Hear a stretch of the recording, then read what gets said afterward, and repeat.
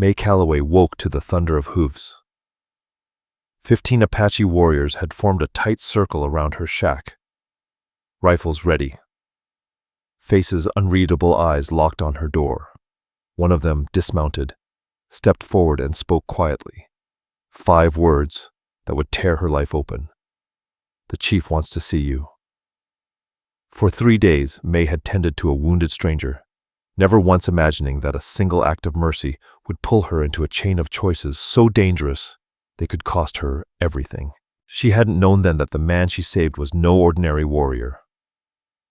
Before this continues, make sure you're subscribed and notifications are turned on so you don't miss what comes next. And tell us in the comments, where are you watching from?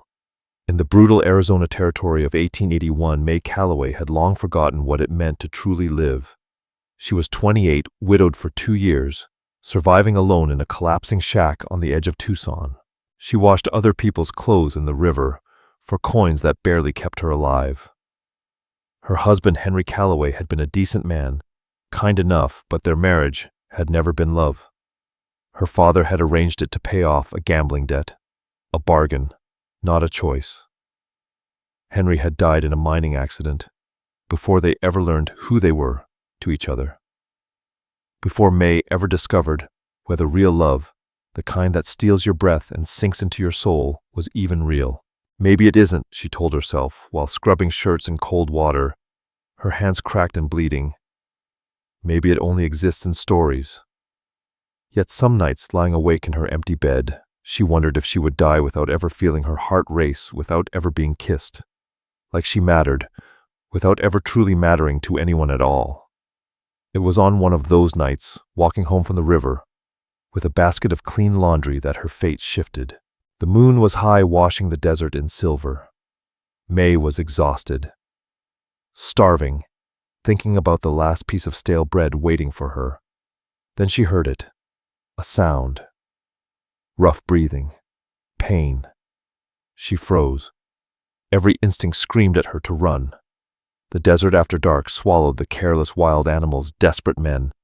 But the sound came again, human, broken. May set down the basket and followed it toward the riverbank, where cottonwood shadows stretched long and deep. A man lay half submerged in the water, barely conscious. Apache. May's breath caught. She knew exactly what helping him meant.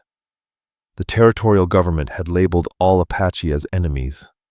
Sheltering one was treason. The punishment was a rope. But when moonlight touched his face, laws and consequences dissolved. He was young, mid-20s perhaps, striking in a raw, untamed way that tightened her chest. High cheekbones, a hard jaw, long black hair soaked dark with blood. His bare chest, scarred and powerful, rose and fell unevenly.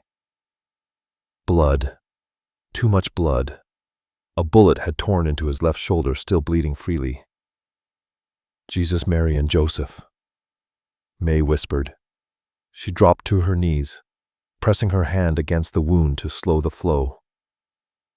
His eyes snapped open, dark, fever bright, wild with pain. He seized her wrist with shocking strength and spoke in Apache, the words urgent, desperate. "Shh," May murmured, the same tone she used on frightened animals. "You're safe. I promise. I won't hurt you." Something in her voice, maybe her eyes, made him ease just enough. His grip loosened but didn't let go. He studied her face with an intensity that made her feel exposed, seen, as if no one had ever looked at her this way before. "I'm going to help you," May said, "but we need to get you somewhere safe. Can you move?" He didn't understand the words, but when she tried to lift him, he followed her lead. Getting him back to her shack nearly broke her. He was heavy, solid muscle and bone and burning with fever. Still, with his arm around her shoulders and hers tight around his waist, they made it. May had never been so aware of another body, the heat of his skin, the strength beneath it. Even delirious, he tried not to lean fully on her, protecting her from his weight. Inside the shack, she laid him on her bed, the only bed she owned. She lit candles, gathered her grandmother's old medical supplies, Irish herbs and tinctures, the last valuable things she had. Removing the bullet was the hardest thing she'd ever done. Her hands shook. He stayed conscious, biting down on a leather strap as pain tore through him, his body arching as she worked the bullet free. When it finally slipped out, he collapsed back with a hoarse gasp. May cleaned and wrapped the wound, her hands trembling uncontrollably. "You're going to be all right," she whispered, more to herself than to him.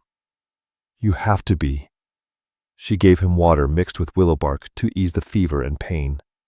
He drank greedily, his dark eyes never leaving her face. Then slowly, with effort, he lifted his hand and touched her cheek. The touch was gentle, reverent, as if she were something sacred. "Anjo," he breathed. She wasn't sure if the word was Spanish or Portuguese, but the meaning was unmistakable. Angel. Tears filled May's eyes. She couldn't remember the last time someone had touched her with tenderness. "Sleep," she said softly. "I'll stay. I'll watch over you. I'll stay with you." He seemed to understand. His eyelids lowered heavy with exhaustion, yet his fingers searched for hers and closed around her hand. And May Calloway, who had slept alone for 2 long years, who had almost forgotten what it meant to be touched with care, held on. Something inside her chest gave way, quiet but irreversible. For 3 days, May tended him without leaving his side. On the second day, when the fever finally loosened its grip, he stirred and pointed to himself. "Koa," he said. She smiled gently. "May." He tried it, careful and slow.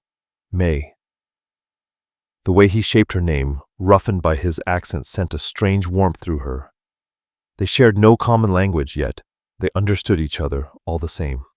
Through small gestures, through lingering glances, through the way his eyes followed her across the cramped room, through the way her fingers hesitated just a second longer whenever she changed his bandages. May began to notice everything about him. The way his dark hair fell over his eyes when he slept. The scars carved across his chest and arms, each one a story written in flesh. The strength in his hands still present even in weakness. The rare smile that softened his fierce features, making him look heartbreakingly young. And she knew he noticed her too.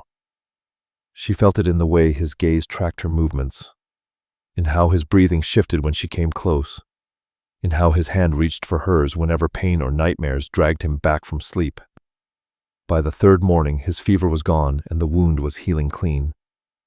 May knew what that meant. He would be leaving soon. His people would be searching for him. The thought left an ache she refused to name. That morning, as she prepared breakfast from the last of her supplies, she sensed him behind her. She turned to find Koa standing there, bare-chested, the white bandage stark against his bronze skin. "You shouldn't be up," May said, stepping toward him. He didn't need her help. He was stronger than she'd expected. His hands settled on her arms, steady, warm. He spoke in Apache, a long sentence she didn't understand. But his eyes said everything. "Thank you. You saved me. I will carry this always." "You're welcome," May whispered. They stood inches apart. Morning light poured through the window, and May was suddenly aware of every point where their skin met, of the way he looked at her, as if she were something rare. Slowly giving her time to pull away, Koa lifted his hand and cupped her cheek. His thumb brushed her lips, stealing her breath. He murmured something softer this time, almost sacred. Then he leaned down and pressed his lips to her forehead. Not a kiss of desire, but of gratitude, of connection, of promise. May closed her eyes as tears slipped free. She didn't understand why it felt so overwhelming, why this gentle touch from a stranger carried more meaning than anything she had known in her marriage. When he pulled back, his eyes were wet too. "Anja," he whispered again. "My angel." That night, after darkness fell, Koa left. May packed food for his journey in a cloth, and in return he left behind a necklace of turquoise stones, beautiful, valuable, clearly his only possession. She stood in the doorway, watching him disappear into the desert, feeling as if something vital had been torn from her. "I'll never see him again," she whispered. She was wrong. 2 weeks passed. May returned to the river, to scrubbing clothes, to barely surviving, to telling herself not to think about dark eyes, gentle hands, or the sound of her name in his voice. She failed. She thought of him constantly, wondered if he was alive, if his wound had healed, if he remembered her the way she remembered him. This is madness, she told herself. I spent 3 days with a man I couldn't even speak to. This isn't love. It can't be. Her heart disagreed. It had chosen him the moment moonlight touched his face by the river. On the 15th morning after he left, May woke to the sound of horses. Many horses. She rushed to the door and froze. 15 Apache warriors surrounded her shack, armed, mounted, watching her closely. And there at the center sat Koa. He rode a painted horse dressed in full warrior regalia, buckskin leggings, a beaded vest, feathers woven through his long hair. He looked unreal, fierce, untamed, unreachable, until their eyes met. Then his expression softened and May's knees nearly gave way. An older warrior dismounted and stepped forward.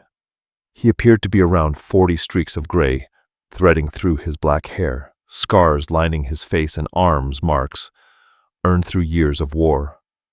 His gaze settled on May Calloway, sharp and calculating, missing nothing. "You are May Calloway," he said in accented but steady English. "The woman who saved our future chief." "Future chief," May echoed softly. The warrior lifted his hand and gestured toward Koa. "He is the son of our chief Oren. You saved the life of the heir to our people. A debt beyond repayment." He paused, then continued. "But our chief wishes to try. You will come with us. You will meet him.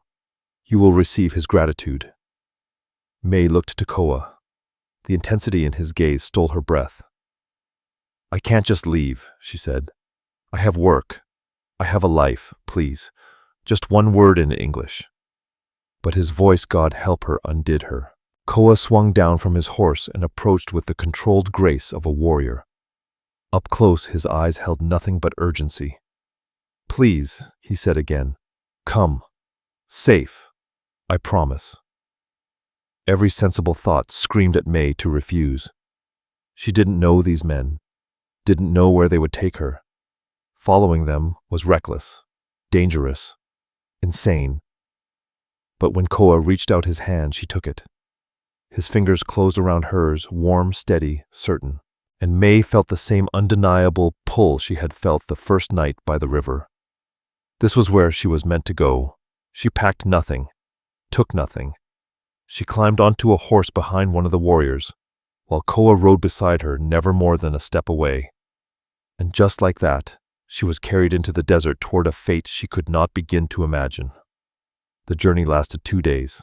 They traveled through land May had never seen, narrow canyons hidden from maps, trails known only to Apache.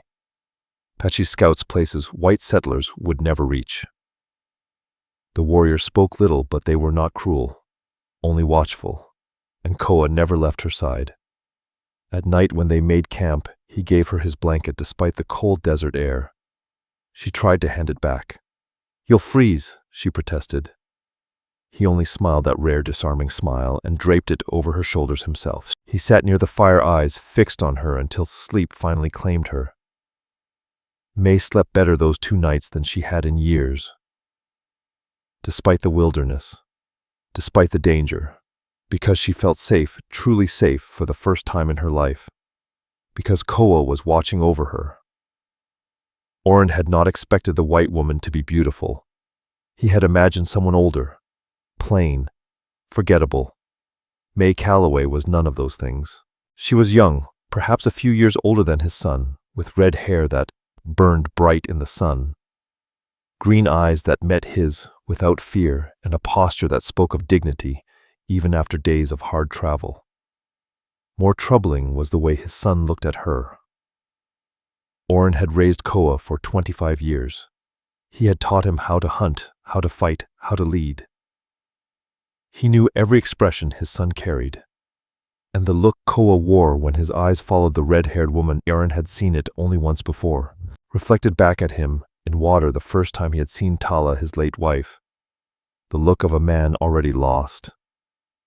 May Calloway, Orrin said in English, his voice carrying across the clearing. You saved my son's life. This debt has no measure. Name your price, horses, gold, land. If it is within my power, it is yours. May stepped forward without hesitation. Most white settlers trembled before Apache leaders. She lifted her chin. Chief Orrin, she said, her voice calm, touched with the soft music of Ireland.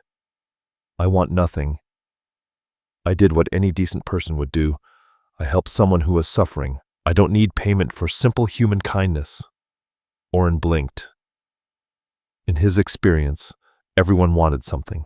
Nothing, she repeated, then paused. Although, if you are offering, I would like to go home. A ripple of murmurs passed through the gathered warriors. Beside him, Orrin felt Koa tense. That, Orrin said carefully, is the one thing I cannot give you. Why? Because white soldiers saw my warriors take you from your home. They believe you were taken by force. If you return now, they will use it as an excuse to attack my people. You are safer here, he continued, and we are safer with you here. He watched fear flicker across her face, then disappear, mastered by resolve. So I'm a prisoner. You are a protected guest, Orrin corrected. There is a difference. And how long will I need this protection, she asked. Until it's safe for me to leave. Weeks. Perhaps months. I do not control this. No. The word hung sharp in the air. May's eyes flashed. Fear burned away, replaced by anger. Good, Orrin thought. Anger could be reasoned with.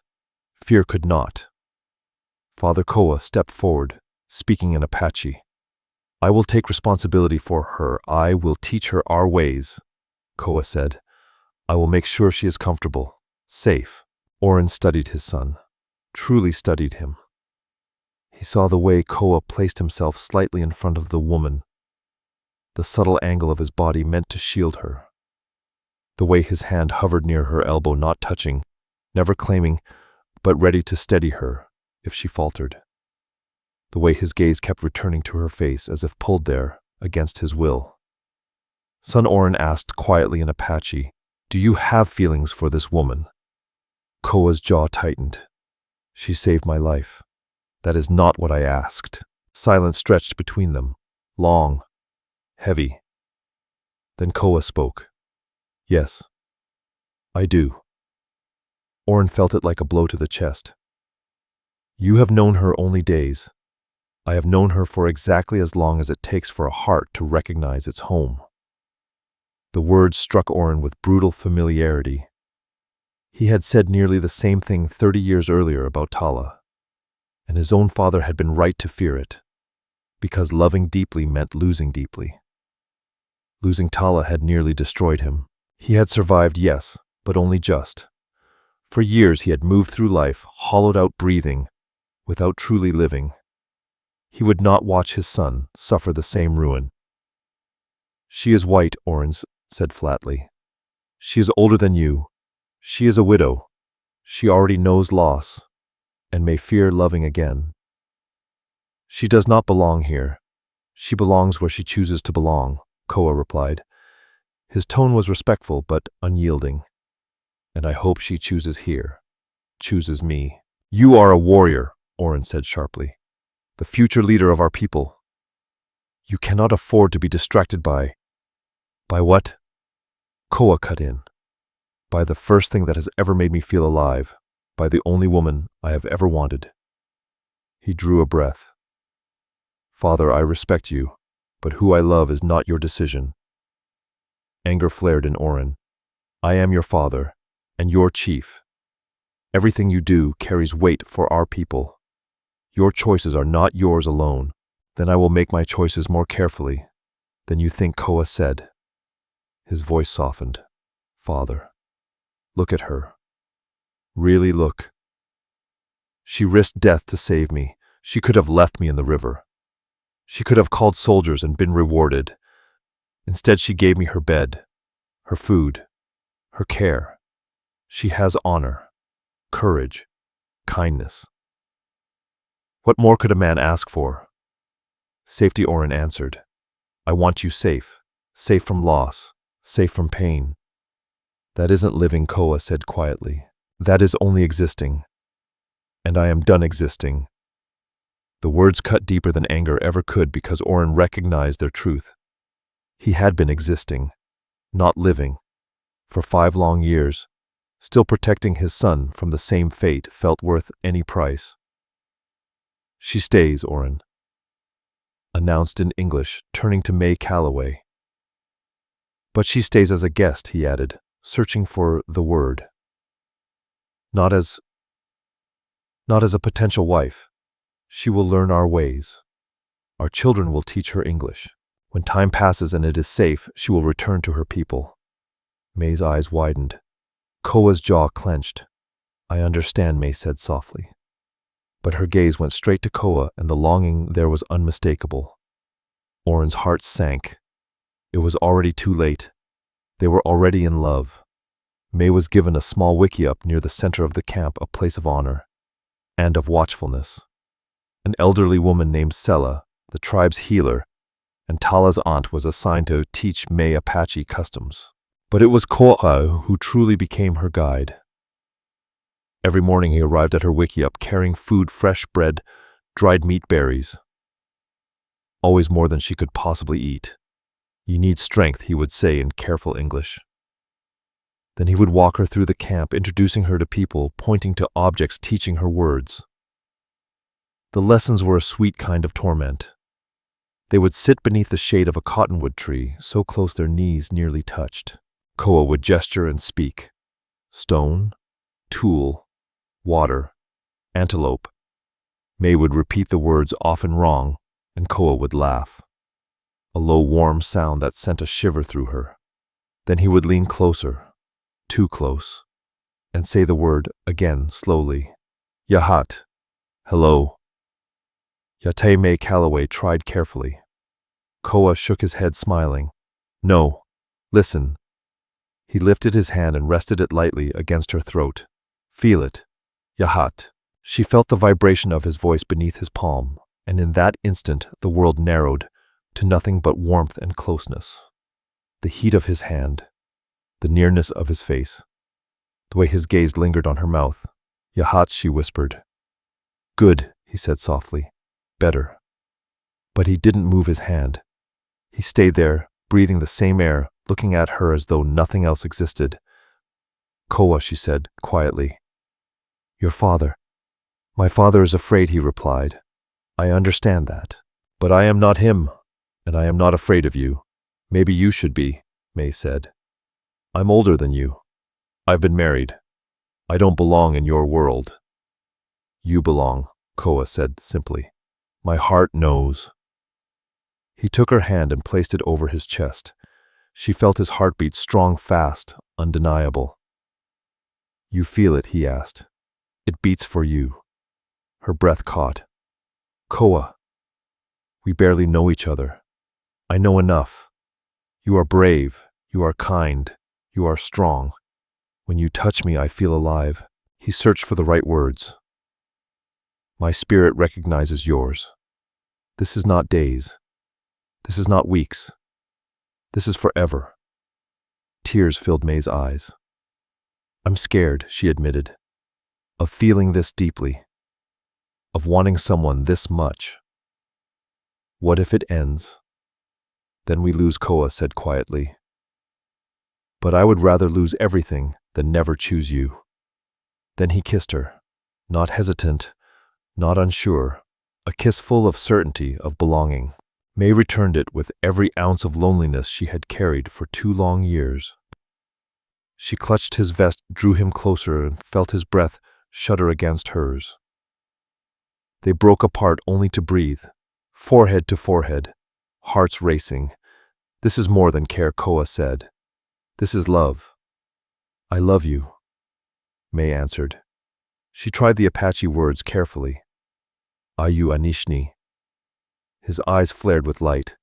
Say it again. Ayu Anishni. He kissed her once more, gentler now, but no less powerful. When they finally pulled away, May was trembling.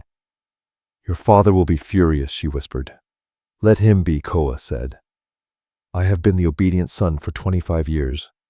This is mine, and I will not walk away. Over the weeks that followed, May fell in love with more than just Koa. She fell in love with the people, with Ash Rowe and Tai who laughed at her accent, with the women who taught her to weave and tan leather, with elders who shared stories beneath the stars, with a life that finally felt whole. And with each passing day, her love for Koa deepened. He showed her the land hidden canyons filled with wildflowers, quiet springs among red stone ridgelines, where the world stretched forever.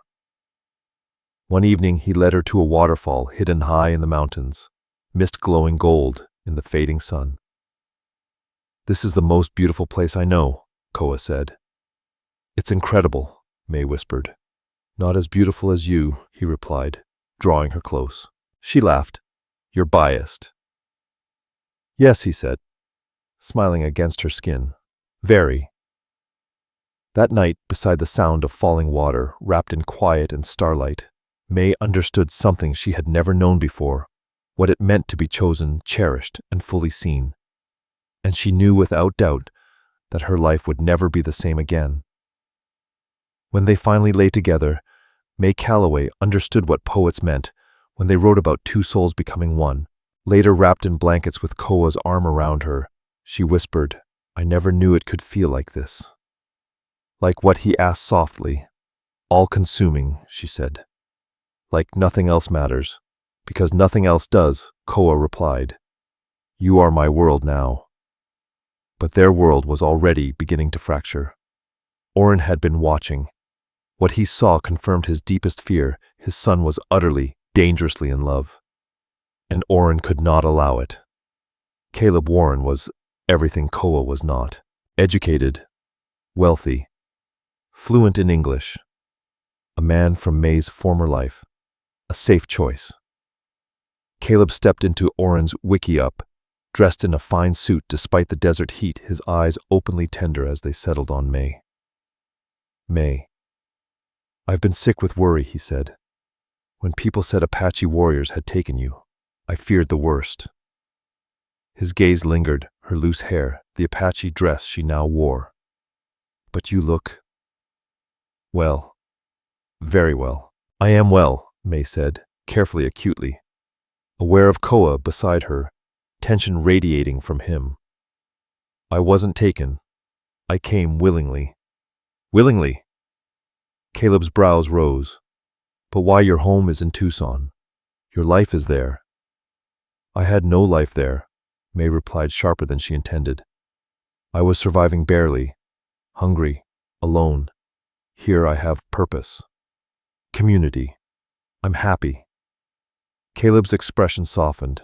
I know you've been through hardship, but this, he gestured around them, isn't sustainable. You're a white woman living among Apache. Eventually you'll have to return to civilization. He drew a breath. And when you do, I want to offer you something better than poverty. He met her eyes. May, marry me. I know I asked before and you weren't ready. I waited. I still care for you deeply. I can give you a good life, a home in Santa Fe, security, safety, children if you want them. You would never lack for anything. Silence pressed in on the wickiup. Oren watched May closely. Koa went utterly still, the kind of stillness that came before violence. That's generous, May said at last. But Caleb, I can't. You don't have to answer now, Caleb said quickly. Think on it. I'll be back in 2 weeks to trade. We can talk then. After Caleb left, the reckoning May had feared arrived. You were proposed to Oren, said. Not a question, a fact. A year ago I refused, May answered. But he still wants you, Oren said, and he can offer what my son cannot, a life in your world, among your people, away from the conflicts that follow us. I don't want, May began. What you want is not the point, Oren cut in, voice hard. What matters is what is best for you, for Koa, for all of us. Father Koa said low and dangerous. What are you doing? What I should have done weeks ago, Orin replied. Ending this before someone is hurt. It's too late, Koa said. I love her. She loves me. You can't end that. I can, Orin said. And I will. May. I am grateful you saved my son, but your presence has complicated things. It would be best if you returned to your people. And if Caleb Warren offers you a good life, you should consider it. No, Koa said flatly. That is not your decision, Orin replied. Yes, it is. Koa rose, towering over his father. You don't get to decide who I love. You don't get to push away the best thing that's ever happened to me because you're afraid. I am not afraid. You are. Koa shouted, years of restraint breaking. You're terrified of watching me love someone and lose them like you lost Tala. But your fear is costing me my happiness. Your fear is killing you from the inside. You haven't lived in 5 years, you've only existed. And now you want to condemn me to the same empty life. I want to protect you, Orin said. I don't need protection. Koa's voice cracked. I need your blessing. I need my father to be happy for me. He stopped breathing hard. I need you to trust that I'm strong enough to survive loss if it comes, Koa said. Because the alternative, never loving at all, that's worse than any loss. Orin's face hardened into stone. You're young. You don't understand. I understand that my mother wouldn't want this, Koa replied quietly. Then his voice dropped, the words cutting deeper. She wouldn't want you living half dead. And she wouldn't want you forcing that same half-life on me. The blow landed. Orin flinched as if struck. Get out, Orin said hoarsely. Both of you, get out. May Calloway and Koa left the wiki up in taut silence.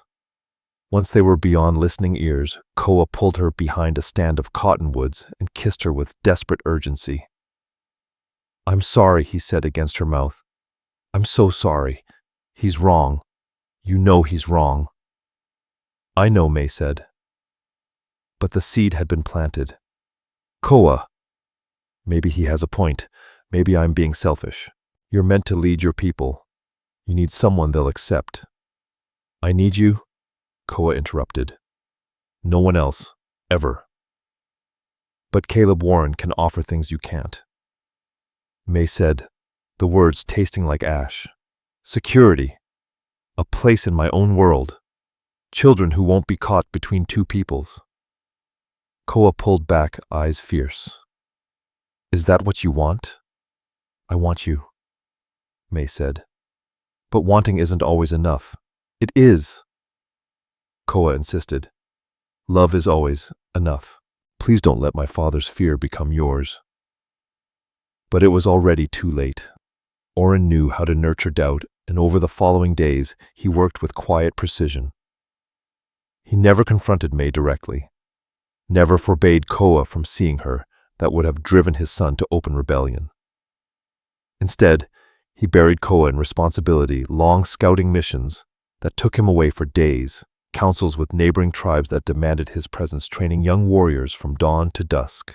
Every task was legitimate, necessary even. The effect was unmistakable. Koa had no time for May.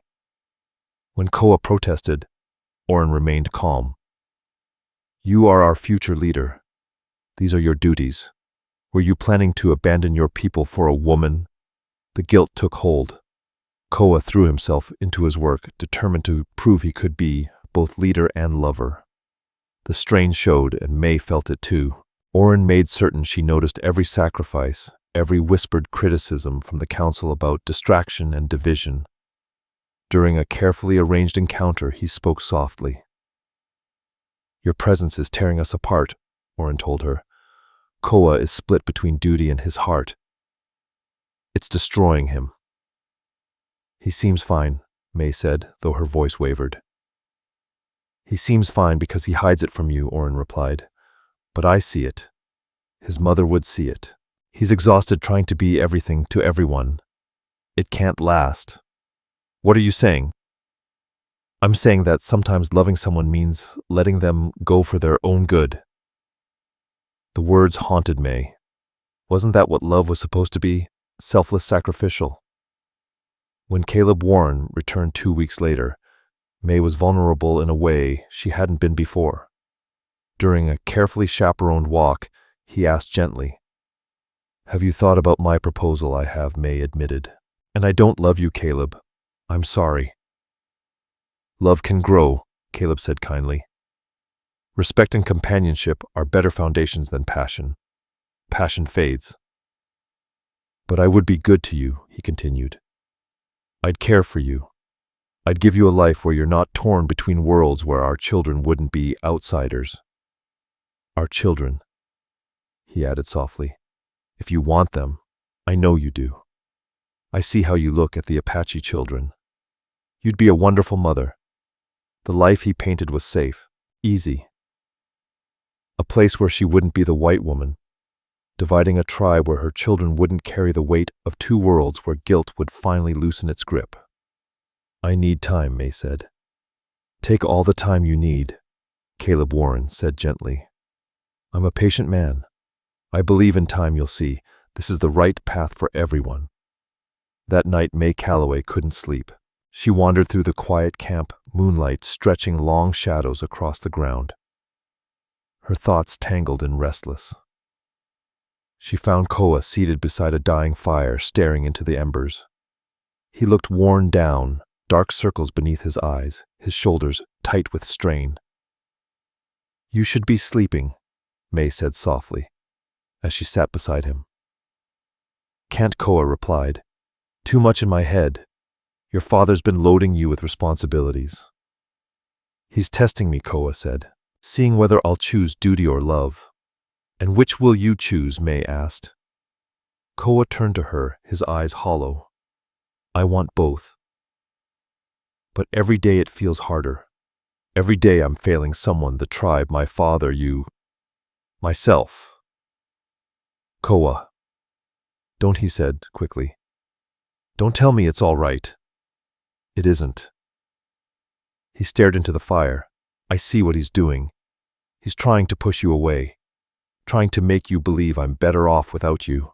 His voice broke. "And maybe he's right." "Don't say that," May whispered. "Why not?" Koa asked bitterly. "Look at us. You're miserable. I'm exhausted. The tribe's divided. My father's disappointed." He shook his head. "What are we even fighting for? For each other," May said desperately.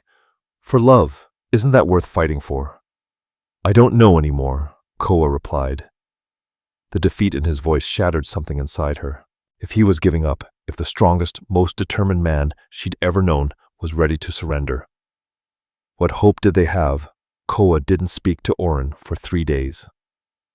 He barely spoke to anyone at all. He carried out his duties with cold precision, his face unreadable, his eyes distant. May tried to reach him, but he avoided her, not in anger, but in shame.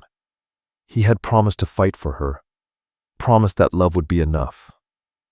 And now he believed he had failed. The camp felt it.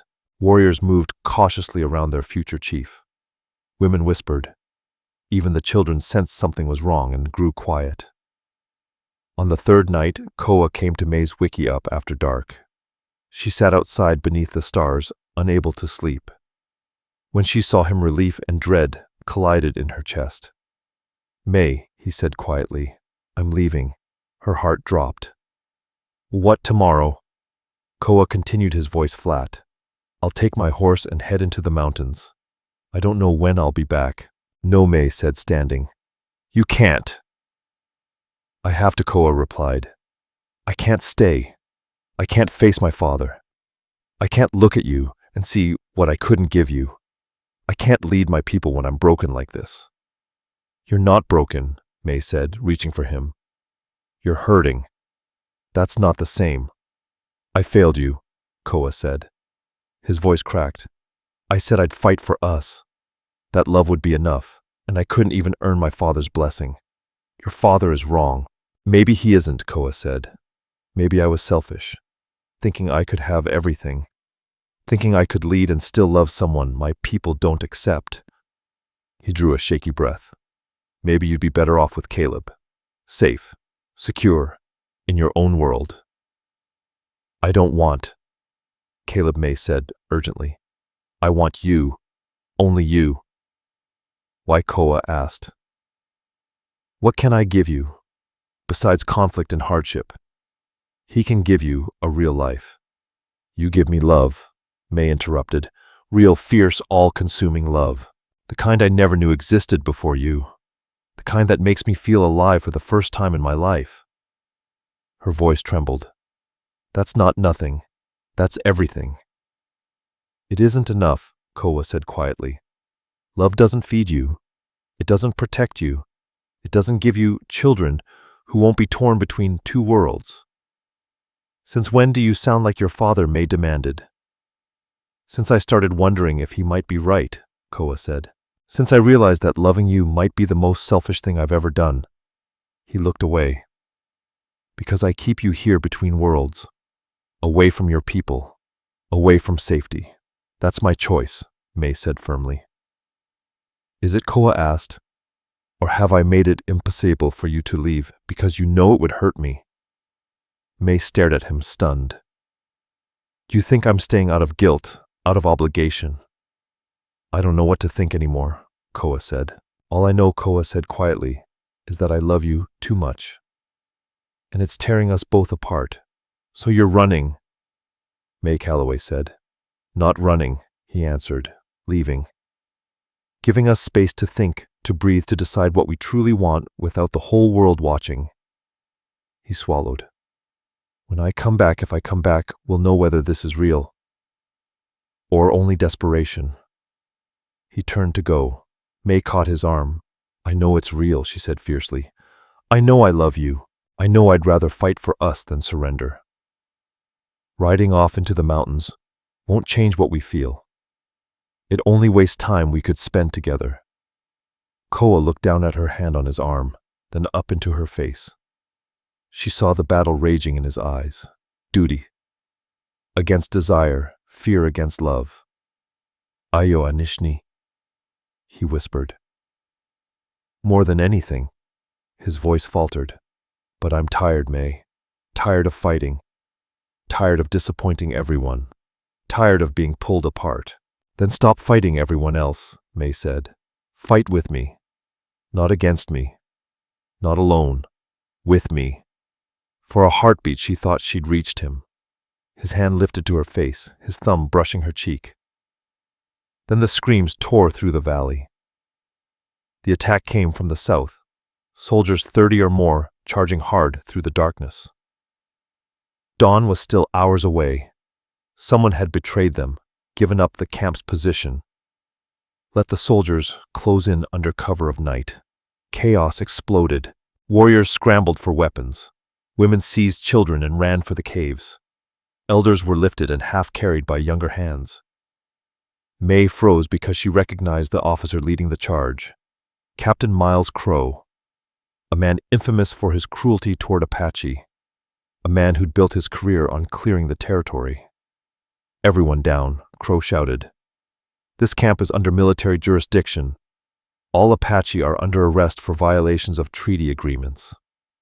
It was a lie. May knew it. The tribe had honored every treaty. But Crow didn't care about truth, only results.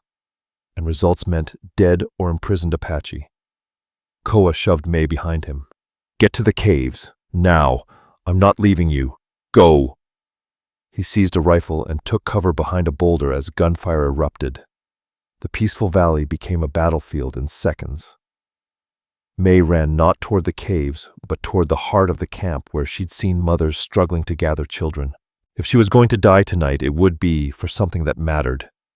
She reached a young woman, barely 20, frozen in terror, clutching a baby, while trying to pull 2 screaming toddlers along.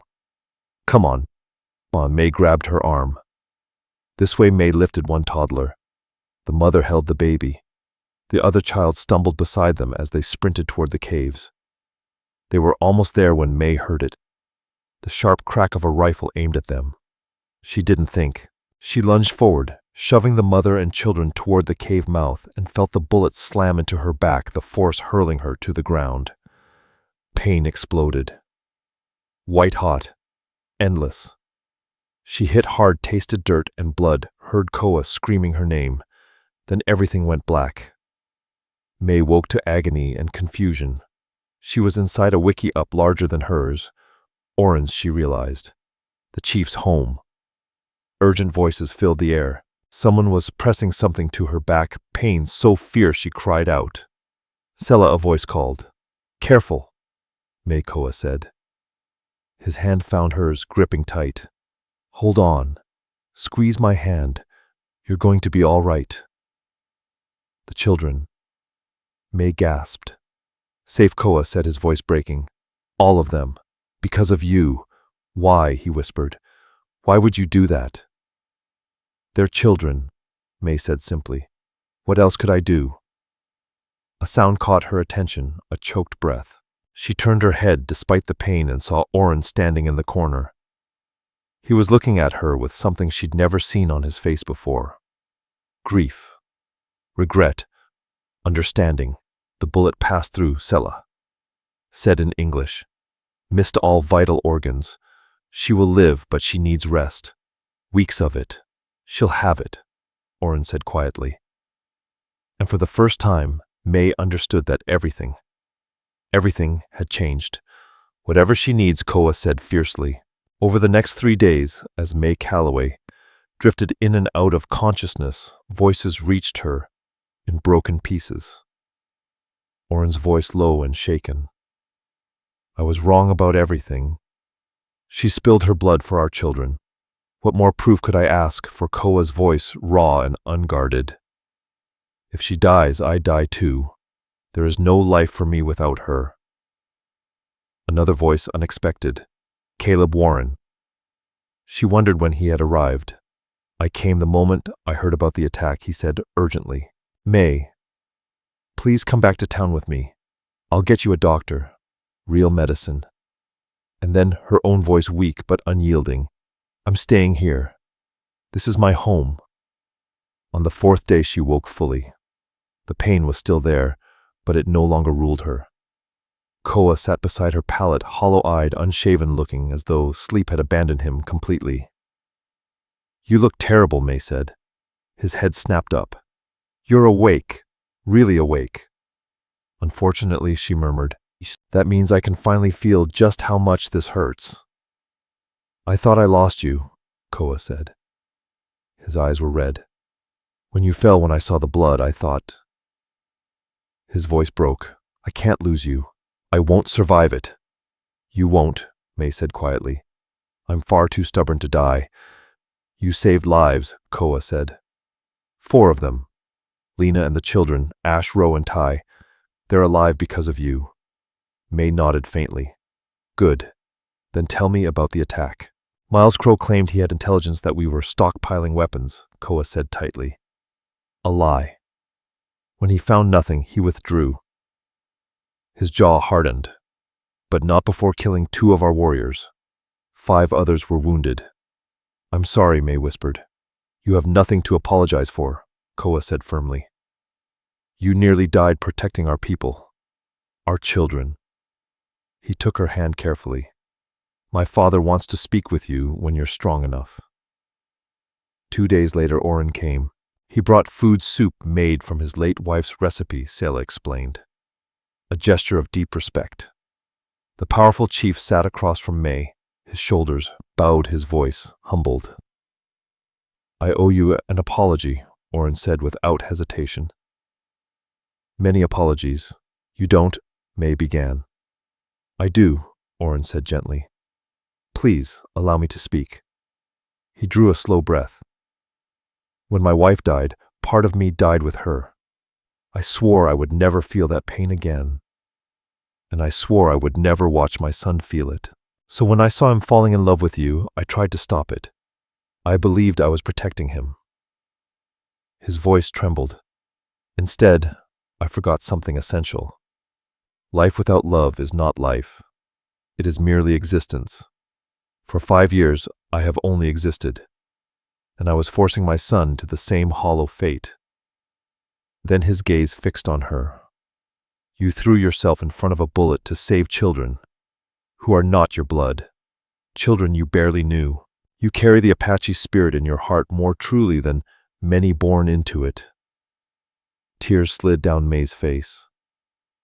I was wrong about you, Oren said. Wrong to oppose you. Wrong to let fear rule me. I am deeply sorry. I forgive you, May said. Love is terrifying, especially after loss. Oren nodded. Will you allow an old fool to make amends? He paused. Will you marry my son with my full blessing this time? May's breath caught. Yes, she said softly. Yes, of course. Good, Oren said with faint humor. Because he has been impossible. He refuses to eat, refuses to sleep, and sits by your side every moment he can. You have made him whole. He stood, then stopped. One more thing. Caleb Warren has been asking to see you. Shall I send him away? No, May said. I should speak with him. I owe him that. She was not strong enough to ride when the soldiers came for her. It didn't matter. Miles Crow had her carried out on a stretcher, still bandaged, still weak from blood loss. Koa tried to fight. 6 warriors had to restrain him as May was taken away. Let me go, he roared. They're taking her to die, and you'll die too if you attack soldiers, Oren said, holding his son back. We fight this the right way, legally. Caleb Warren has agreed to help, Oren said quietly. You must trust him. I don't trust him, Koa answered without hesitation. But May Calloway does, Oren replied. And right now he is our strongest chance. May was taken to Fort Grant, carried through its gates like a criminal. Despite her wounds, she was thrown into a cell and formally charged with treason, specifically for giving aid and comfort to enemy combatants living among hostile Apache and betraying her people and her country. The punishment, if convicted, was death by hanging. Caleb worked relentlessly. He hired the most skilled lawyer in the territory, a man named Amos Keene, known for defending controversial cases. Even so, Keene was uneasy. The law is not on our side, he told May during a jailhouse visit. Technically, living among Apache can be interpreted as treason. And given the current political climate, recent raids, rising fear, sympathy will be scarce. Then what do we do? May asked. We control the story, Keene said. This must be about you, not Apache politics. You were a widow struggling to survive. You helped a wounded man because it was the decent thing to do. You were then taken against your will. I was not kidnapped, May said sharply. But we argue that you were, Keene replied calmly. You were traumatized, confused. You stayed later. Yes, but we say it was the result of fear dependency. A survival response. That's a lie, May said flatly. It may be the lie that saves your life. No, May said. I will not lie about the Apache. I will not pretend they held me captive or forced me to stay. I will not help paint them as savages who steal white women. The truth may get you hanged, Keene warned. Then I will die with my dignity intact, May said. The trial became a spectacle. Newspapers across the country ran headlines. White widow chooses Apache over civilization. Traitor or tragic victim, the widow and the warrior. The courtroom overflowed. Soldiers, settlers, curious onlookers, a few quiet sympathizers. In the back, despite military objections, sat Oren and Koa. They had ridden 3 days without rest to be there. They were forbidden to testify. Apache voices carried no weight in territorial courts. But they came anyway. May saw Koa across the room. His jaw was tight, his eyes burning with helpless fury. She tried to smile to tell him without words that she was still standing. But she wasn't sure how this would end. The prosecution was ruthless. They portrayed May as a race traitor, a desperate woman who had allied herself with savages, a danger to every white woman in the territory. How many others will follow her example, the prosecutor demanded. How many will believe it acceptable to live among Apache, to bear their children, to abandon civilization itself? Keene countered with a different truth. May Calloway is a widow who nearly starved to death in Tucson. When she encountered a wounded man, any wounded man, she did what her faith and her conscience demanded. She helped him. For that act of mercy, she was taken to an Apache camp. Yes, she later chose to stay. Why? Because she found what her own people denied her community: respect, belonging. She saved lives during a military attack. She stepped in front of a bullet to protect children. Is that the act of a traitor or of a woman with extraordinary moral courage? Witnesses followed. May's former landlord testified. She was behind on rent, desperate. I felt sorry for her. Lena, the young mother, spoke through an interpreter. She nearly died for my children. I do not care if she is white or Apache. She is a hero. Caleb Warren testified last. I have known May for years. She is the most honorable person I have ever met. If she chose the Apache, it is because they treated her with the dignity her own people failed to give her. Then May herself took the stand. The prosecutor leaned forward. Did you willingly live among Apache warriors? Yes, May answered. Did you provide them with information about white settlements? Never. I had no such information to give. Did you develop romantic feelings for an Apache man? May lifted her chin. I fell in love with a man who happened to be Apache. Yes. Gasps rippled through the courtroom. So you admit it, the prosecutor said, satisfaction sharp in his voice, that you chose an Apache warrior over your own people, over your own race, over civilization itself. I chose love, May Calloway said steadily, over hunger, over isolation, over dying slowly in a place that didn't care whether I lived or not. If that makes me guilty of treason, then yes, I am guilty. The prosecutor smiled. No further questions. May did not sit. May I speak again? She asked. The judge blinked, caught off guard. The witness has concluded. Please, May said quietly, let me say this. Then you may pass whatever judgment you see fit. The courtroom stilled. After a long pause, the judge nodded. Proceed. May turned, scanning the room until she found Koa's eyes. I came west as the wife of a man I never loved, bound by debts. I didn't create, she said. When he died, I was left with nothing. No home, no protection, no worth. The civilization everyone keeps praising allowed me to starve. It paid me pennies, worked me to exhaustion, and looked through me as if I didn't exist. Then I met people who saw me, truly saw me, not as property, not as a burden, but as a human being. They fed me when I had nothing, gave me safety when I was defenseless, purpose when I believed I had none, love when I thought love was gone forever. Yes, they are Apache. Yes, we are different. But in the ways that matter, honor, loyalty, family, kindness, they showed me more humanity than most white people ever did. So if loving them makes me a traitor, I accept that name, because I would rather be called a traitor who knows love than a patriot who dies alone. Silence fell, heavy, absolute. Then Koa stood. In careful but clear English, he said, I love her. I would die for her. She is my heart. Guards moved toward him. The gavel slammed. Order, order. Then Orrin rose. She saved our children, he said. She shed her blood for our people. She is Apache in her heart. This is truth. More Apache stood. Then Caleb Warren. Then unexpectedly, several white settlers moved by what they had heard. The judge struck the gavel again and again. This court will come to order. It took long minutes to restore silence. Finally, the judge looked at May, his expression unreadable. The jury will deliberate. Mrs. Calloway, you may step down.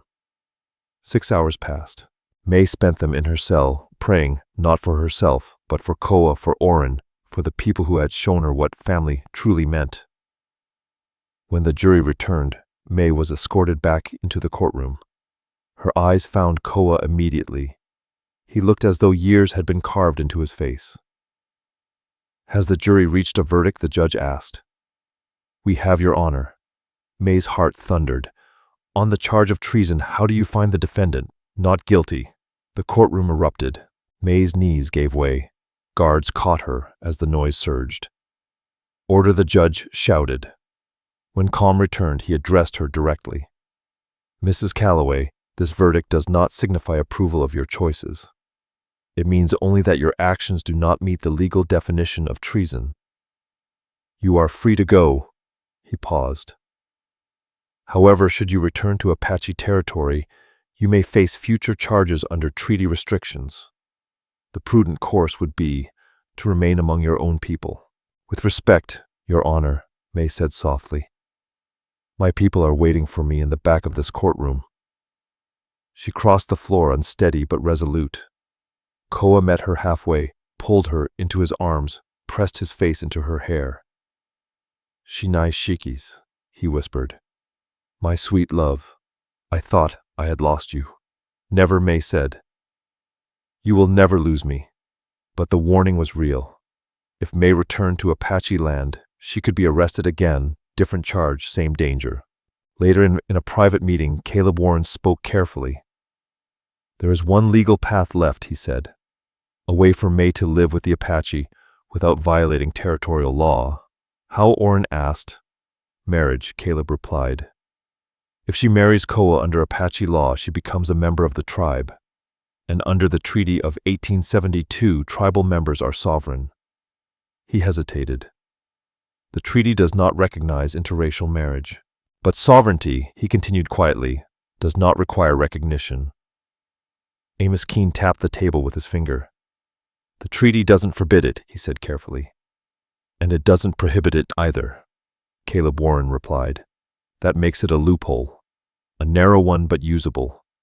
"Then we marry now," Koa said without hesitation. "Today." Amos shook his head.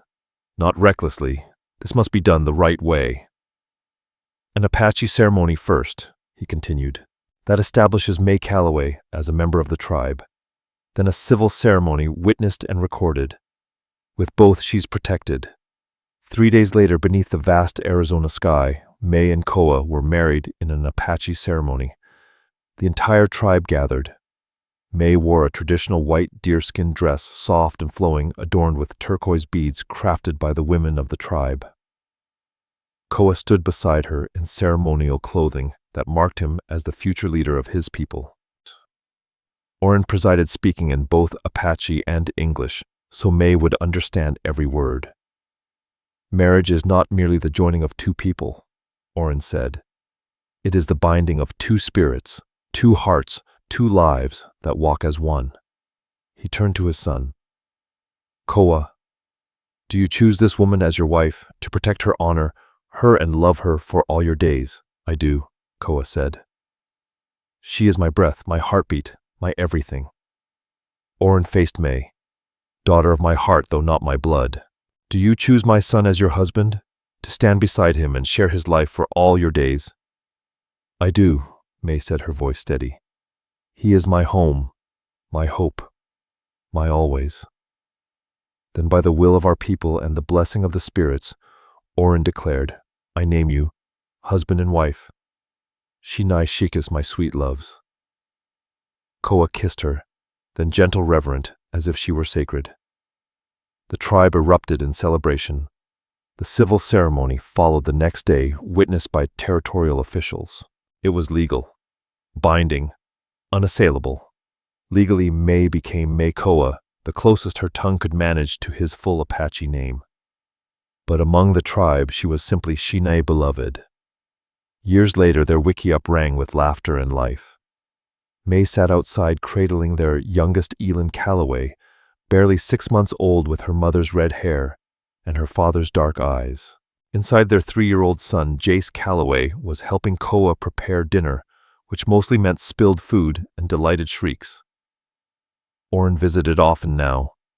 At May's gentle urging, he had built his own wickiup nearby, giving Koa space to be a husband and father, not only a son. They're loud today, Oren observed, sitting beside her. Every day is loud, May said, with a smile. I wouldn't change a thing. You're happy, Oren said. Truly happy. More than I ever imagined, May replied. Thank you for your blessing, for letting go of fear. Oren nodded. And thank you for teaching me how to live again. Watching you and Koa, watching Joy survive hardship, woke something in me I thought was long dead. He hesitated. I'm courting someone. May's eyes widened. Koa didn't tell me. Who, Mira? Oren said, quietly. The healer. My late wife's aunt. That's wonderful, May said, warmly. She's a good woman. You deserve happiness, as does my son, Oren said. And you built it together despite everyone who said it couldn't be done. Inside the wiki-up, something crashed. It's fine, Koa called. Nothing's broken. Well, mostly nothing. May laughed. Oren rose. I'll let him handle it. He's learning. They watched the sun sink into the valley. Caleb Warren had married as well a kind woman from Santa Fe who appreciated his steady nature. He visited now and then, always bringing gifts for the children. Over time, the territorial government came to accept May's presence. It was difficult to paint her as a threat when she had become a bridge negotiating trade, teaching English to Apache children, helping white doctors understand Apache medicine. She remained the only white woman living permanently among the Apache. Still an oddity, still misunderstood by some, but she was home, completely. Koa emerged from the wiki-up, with Jace perched proudly on his shoulders, both dusted with cornmeal. We made dinner, Koa announced. I can see that, May said, trying not to laugh. Is any of it edible? She asked. We'll find out, Koa said cheerfully. He set Jace down, knelt beside May, kissed her temple and brushed Elin's hair. My heart, he murmured. My whole heart. Always, May said. That night when the children slept and the camp fell quiet, Koa held her close beneath the stars, and the world at last was whole. Do you ever regret it? Koa asked quietly. Leaving your old life behind. The safety Caleb Warren once offered, never May Calloway said without hesitation. Not for a single moment. Caleb offered me security. You offered me love. There's no comparison. Not even on the hardest days. Not when people stare. Not when the world reminds us we're different. She smiled faintly. Especially not when our children ask why they don't look like the other Apache children. Those moments matter most. They're part of our story, our choice. She reached for him, and I would choose this life again. I would choose you. I would choose us, 1,000 times over. Koa kissed her still, fierce after 5 years of marriage, still urgent, still consuming. Ayo ani nishni, he whispered against her lips. Today, May murmured. Tomorrow, forever, in the darkness of their wiki-up in the hidden valley, where two worlds had collided and fused into something rare and beautiful. They loved each other as they always would, fully, fiercely, without regret. A poor widow's kindness had led a tribe to bring her before an Apache chief, and nothing was ever the same again. May Calloway saved a wounded warrior without knowing he was the son of the most powerful Apache chief in Arizona. One simple act of compassion ignited a love strong enough to defy fear. Survive a treason trial and prove that home is not where you are born. It is where your heart finally recognizes itself. Oren learned that shielding his son from pain had nearly condemned him to emptiness. That love, even when it risks loss, is always worth the cost. Caleb Warren learned that loving someone sometimes means letting them go, and found his own happiness by doing so. The territorial government learned that the heart cannot be governed by law. And May learned that the kindness she showed on a moonlit night had not only saved a life, it had given her one worth living. Years later, their children Jace Calloway and Elin Calloway, a living bridge between two worlds, carried forward the legacy of a love that refused to be denied. Travelers passing through the hidden valley would sometimes glimpse a red-haired woman teaching Apache children, surrounded by family, radiating a quiet joy that made them wonder, what would I risk for a love like that? If this story moved you, take a moment to reflect on which part touched you most. Was it Koa's defiance in the face of fear, or May's unwavering truth before the court? Every story, where love stands against the world, reminds us of one simple truth. Kindness, when chosen bravely, can change everything. All stories are created for entertainment purposes and may include fictional elements or dramatized interpretations inspired by historical settings. We use AI tools, voiceover visuals, scripts as creative assistants. However, all content is reviewed, refined, and edited by humans to ensure emotional authenticity and storytelling quality. We fully comply with YouTube's policies regarding AI-generated content and do not use any deepfake techniques or misleading recreations of real individuals. All visuals and supporting materials are properly licensed. Sharing, re-uploading, modifying, or distributing any part of this content in any form requires written permission. We appreciate your support and respect for original creative work.